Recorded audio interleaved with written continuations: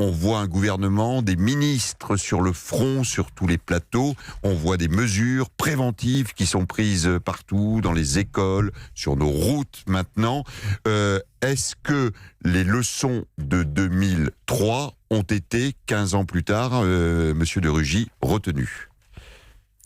Oui, l'expérience douloureuse de 2003 nous a amené à prendre des mesures de fond, notamment pour la protection des personnes les plus fragiles. C'est le cas bien sûr dans les maisons de retraite, dans un certain nombre d'établissements, mais par ailleurs de faire face aussi à l'urgence rapidement, sans attendre, en ayant bien en tête que l'alerte délivrée par Météo France était évidemment fondée. Chacun peut le constater depuis hier, et donc depuis le report de l'examen du brevet décidé par le ministre de l'Éducation nationale jusqu'aux mesures de lutte contre la pollution de l'air que nous prenons rapidement, eh bien nous faisons face à la crise exceptionnelle par des mesures exceptionnelles, tout en agissant bien sûr tout au long de l'année pour traiter ce problème au fond. Alors Monsieur de Rugy, on a beaucoup parlé ces dernières heures des fameux 15 000 morts, surmortalité liée à la canicule en 2003.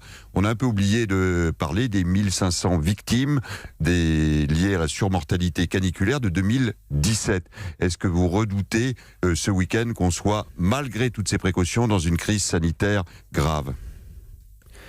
On peut toujours craindre que notre pays, notamment nos villes, ne soient pas adaptés à une canicule forte et prolongée. On le sait, ce sont les effets du dérèglement climatique.